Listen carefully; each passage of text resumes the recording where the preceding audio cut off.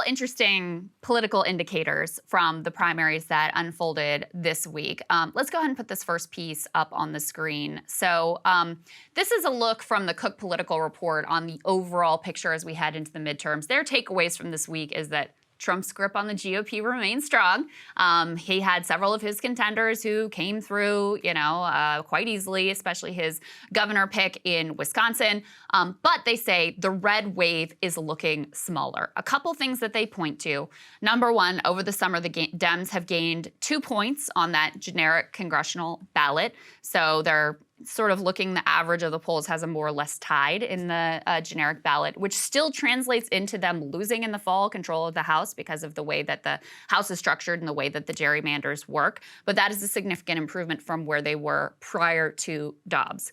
They also point to the fact that a lot of candidates in these races seem to be outpacing Biden. Ordinarily, presidential approval rating is like, it is what it is, and it bleeds down into all the congressional races, and it's very difficult to separate yourself from that. But I think partly because you have so many Democrats, especially on the left, who are dissatisfied with Biden, but who aren't going to vote for Republicans. You have candidates who are able to outpace Biden, but also independents are much more likely to pick the Democratic congressional candidate, even as they say they're very disappointed and disaffected in terms of Biden. So that's another thing. But the big factor that came into view this week is we've had a couple of these kind of canary in the coal mine or bellwether races where you get to take the temperature of how electoral performance lines up with what the polls are saying.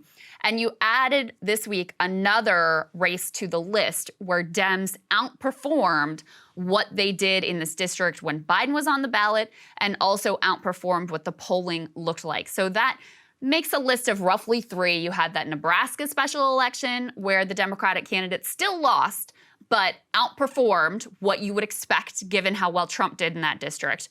You had, of course, the Kansas abortion ballot initiative where the Democratic side was super energized. You had an overwhelming defeat for the pro-life position. You had plenty of Republicans who also crossed over to vote in that one. Now you have Minnesota's first congressional district where, once again, the Republican won in this special election, but it was a lot closer than you would have predicted given that this was a Trump plus 11 seat. So let's put this next piece up on the screen. This is Dave Wasserman. He says, my best guess is Brad Finstad, who's the Republican, ends up winning Minnesota's first congressional district, which was a Trump plus 10. Sorry, I just said plus 11. That's Trump plus 10 district by just 51-47. And that is what the final margin ended up being, or so when the final 4 counties finished reporting. That would be remarkably consistent with the June 28th Nebraska first special election when the Republican there won a Trump plus 11 seat by just 53-47. So a 6-point margin versus the 11 points that Trump won it with. So really interesting results here. And the last piece, just to add in a little bit of fill in a little bit of the detail here of what exactly is happening on the ground. Let's put this last piece up on the screen.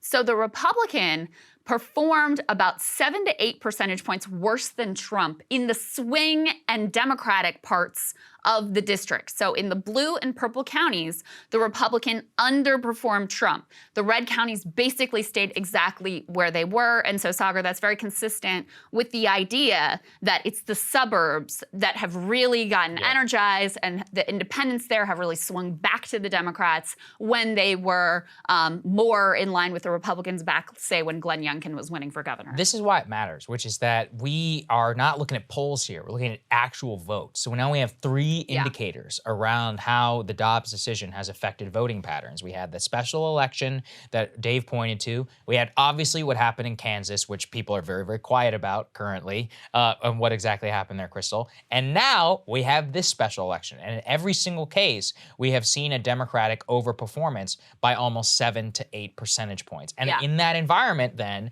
you could say, well, let's extrapolate, possibly given the current conditions, to what will happen in November, and you would see an overperformance. Does that overperformance mean the Dems are going to keep the House? Probably not. Does it give them more of a chance than previously? Yeah, absolutely so. Does it mean that Senate races like Pennsylvania and Wisconsin will be a little bit more dicey for Republicans? I would say, yeah, that's probably the most impact that it's going to have in the actual swing states, Arizona and Pennsylvania and Wisconsin, any of the three, also in Georgia. It could give Warnock just a bit more of a boost over Herschel Walker. These are all the things where I think it's going to matter the most. Well, because I think the question is whether or not the red wave was going to be so overwhelming that it even swept into office candidates that are manifestly terrible, like Herschel Walker. Right. And so that's happened before, right? Like 2006 for Democrats. Absolutely happened before. 2008 also for Democrats. So it does not, where things stand now, and again, we had a massive event happen in politics this week that could shift things again entirely. We don't know what the impact of that looks like. But where things stand now, it looks less like that type of historic, overwhelming red wave where Republicans end up with earlier, they were on track for literal historic margins in the House of Representatives. The indications now are that it's going to be a more modest year for them, but probably still a good year. Probably still they take back the House. Senate, much more dicey for them. You might even say Democrats are favored to retain the Senate at this point, at least if you believe the 538 modeling, but I would say it's very close in terms of the Senate.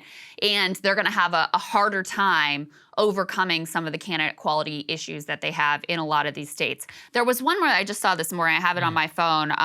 Washington State also had primaries this week, and they do like the what's called a jungle primary where everybody is on the ballot, Democrat, Republican, et cetera, and then you take the top two into the general election, even if they are both Democrats or both Republicans or whatever they end up being.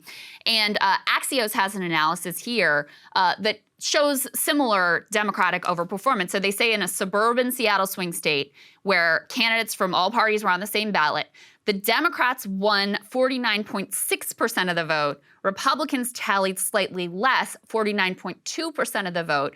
And they say this is the kind of bellwether contest that Republicans should be winning decisively, overwhelmingly, if this is going to be a wave year. Similarly, in Washington's Senate race, Democratic Senator Patty Murray, who has recently become a Republican target, mostly because Dr. Oz is performing so poorly in Pennsylvania, and they're like, we got to have a backup plan here. She won 52.5% of the vote, and Republicans tallied 41.2%. So what they say is the results show Republicans are making inroads, but not nearly enough to unseat the veteran senator in a solid blue state. So once again, you see significant shifts in the suburbs. You see that Republicans are not performing in a way that would indicate this massive red wave. They still are in a strong position. They still have a lot more factors going for them than the Democrats do, but it clearly is a different landscape based on the election results than we were seeing prior to Dobbs. Yeah, I think that that's the best way to phrase it. Yeah. So, look, we have actual votes here, people, and that's all that actually matters when it comes to these things. One other thing I'll say, there's another one of these special elections in New York State swing district. That's going to be very interesting to watch. I believe the date is August 23rd that they'll go to vote on that one. And Democrats in that race, will be a very interesting one because they are all in on abortion. Like all of their ads are about abortion in that race. Wow, so that's interesting too. That'll be an interesting one to watch. Cable news is ripping us apart, dividing the country, making it impossible to function as a society, and making it impossible to know just what is true and what is false. But the good news is they are failing and they know it.